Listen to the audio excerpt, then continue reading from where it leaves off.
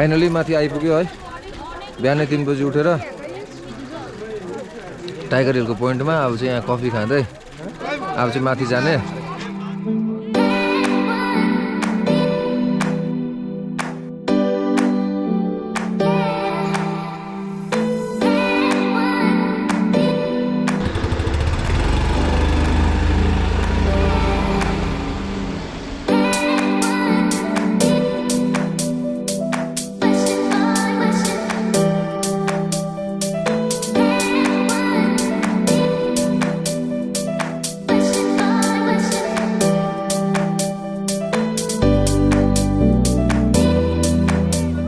Tiger hill जानु छ भने चाहिँ एक दिन अगाडि पास लिनु पर्दो रहेछ है। त्यो चाहिँ याद गरिराख्नु।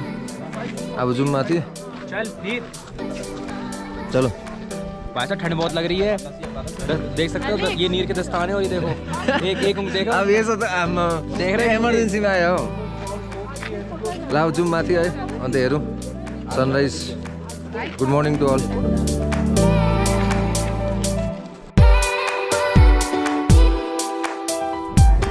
ट्राइपोड सेटिङ हुँदैछ टाइम ल्याप्सको लागि हाम्रो ब्लगिङ अङ्क बाबाको। भाई साहब बहुत ठंड लग रही है, ट्राइपॉड साइड हो रहा है यहाँ पे आपके लिए टाइम लैप्स देने के लिए। तो गाइस बस सपोर्ट करना, कपकपाती ठंड में ना बहुत हालत ख़राब हो रही है। बस देख लो कितनी मेहनत कर रहा हूँ मैं आपके लिए, आप सबके लिए, अपने लिए भी। तो बस आपको करना कुछ नहीं है, सब चीज़ फ्री की है। सब्सक्राइब करना, व्यू करना सब फ्री में ही है। बस अपना छोटा भाई समझ के, बड़ा भाई समझ के या अपनी इंस्पिरेशन समझ के मैं ट्रैवल करता हूँ उस चीज़ को देख के एक यार कमेंट हल्का सा मुल्का सा कर दे करो कि आपको वीडियो कैसी लग रही है। और चैनल पे अगर नए आए तो सब्सक्राइब कर लो, क्योंकि ऐसी वीडियोस आपको और मेरा भी कर लो। और हाँ, और नीरपा राय का चैनल भी सब्सक्राइब करो गाइस, काफ़ी धांसू ब्लॉग बनाते हैं ये भी।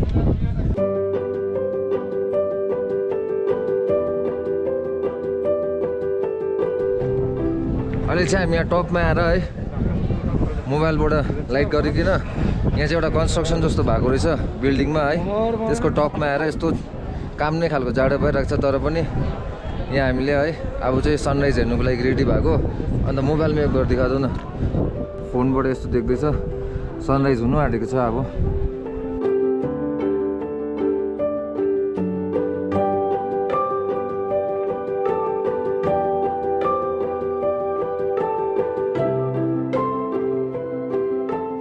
सनराइज मोमेन्ट क्याप्चर भइसक्यो।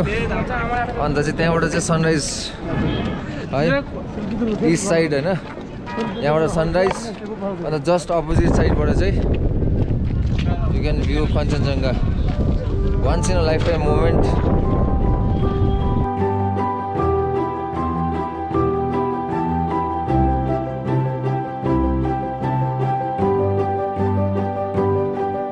अब चाहिँ लाग्दैको ओह्रालो माथि यस्तो बिल्डिङको स्ट्रक्चर रहेछ, माथि चढेर हेर्नु सक्ने खालको है। अन्त यस्तो टावरहरू।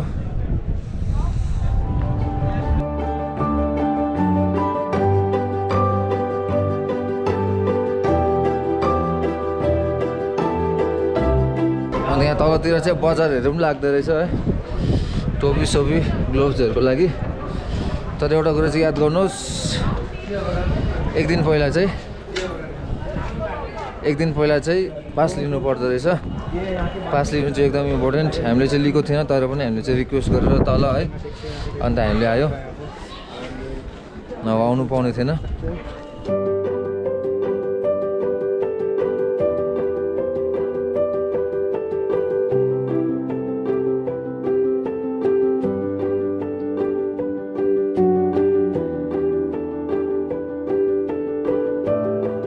मान्छे हिँड्दै गरेको छ भने देख्छ क्या, देख्छ होला मान्छे चाहिँ, तर अहिले गएको छैन त्यहाँनिर।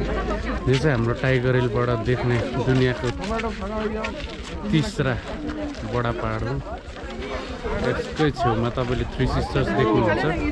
अनि त्यसकै बादमा फेरि यता महाकाल, एभरेस्ट अनि लप्चे देख्नुहुन्छ।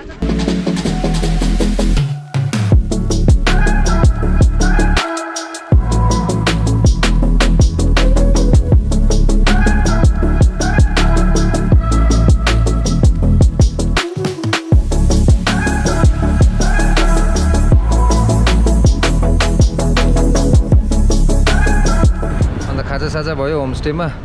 अब चाहिँ फर्किनु आँटेको कालिम्पोङ। तर फर्किनु अगाडि चाहिँ बाटोमा लामाहट्टा पर्छ है, त्यहाँ एकछिन रोकिने, त्यहाँ भिजिट गर्ने, अन्त त्यहाँ भिडियोहरू लिने है, अनि त्यहाँबाट चाहिँ finally will go back to Kalimpong. ल त्यही अहिलेको प्लान चाहिँ, लेट्स गो।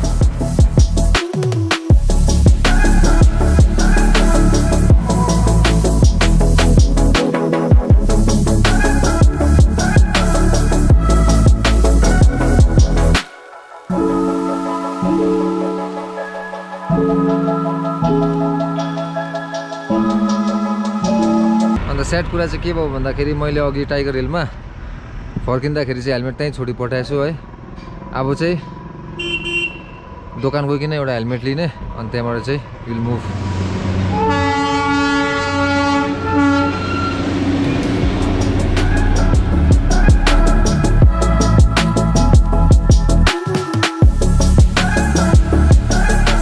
हेलमेट पनि पायो भाइले, मलाई एकदम घटाएर दियो है, भाइलाई पनि थ्याङ्क्स। ल भाइ गएको अब चाहिँ Lamahatta, will see you in Lamahatta, check it out.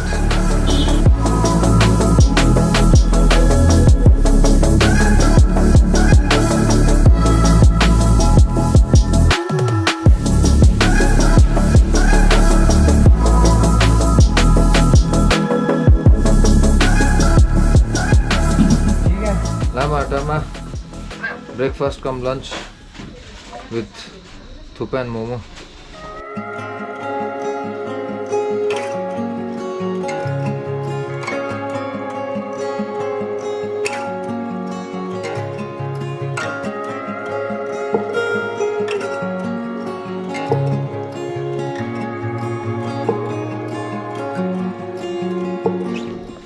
Taking the walk to the top है, 15-20 मिनट हिँड्नु पर्ने रहेछ यहाँ तलबाट।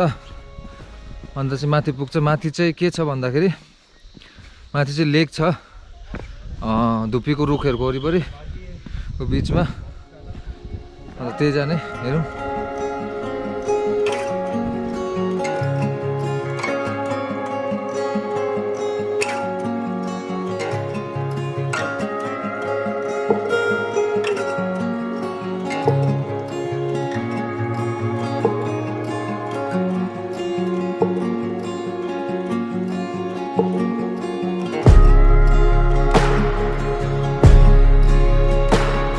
त्यो भिडियोमा देखेको छ जस्तो यो बाटोको ट्रेल छ, त्यही बाटोको ट्रेललाई चाहिँ फलो गर्दै आउनु पर्ने रहेछ होइन। अन्त माथि चाहिँ कस्तो छ अरे लेक, कस्तो छ अरे भाइ? मिडियम मात्रै छ अरे, त्यस्तो ठुलो छैन अरे। के जानु भन्दैछ भाइले? नजानु त्यसो भए फर्किनु।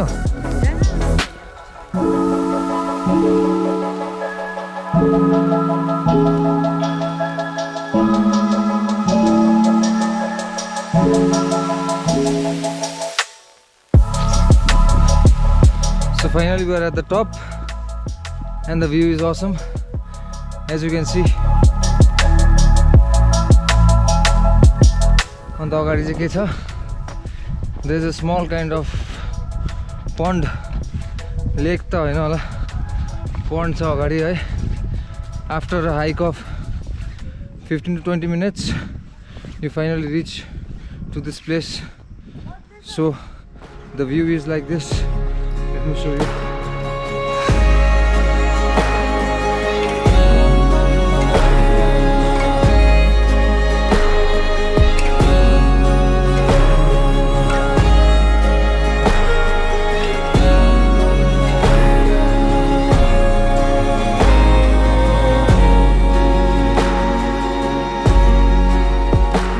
अब चाहिँ यहाँबाट सकेको है, विल टेक अ मुभ, अन्त तल जाउँ।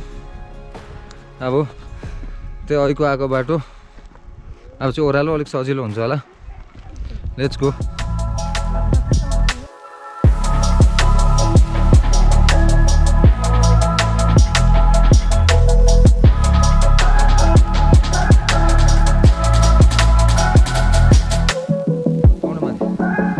तल झरिसकेर चाहिँ यहाँ एउटा लास्ट जग्गा रहेछ है, यहाँ माथि जाउँ। अन्त त्यहाँबाट finally will go to Kalimpong.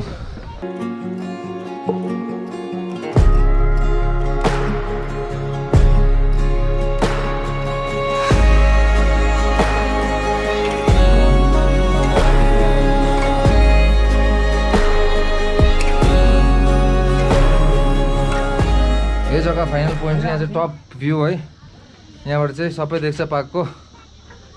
मजा आयो, ट्रेक पनि भयो, एक्सर्साइज पनि भयो, इट वाज फन। तपाईँहरूलाई पनि मजा आयो भनेर आशा गर्छु। अन्त thank you for watching, stay safe, take care, धन्यवाद सबैजनालाई।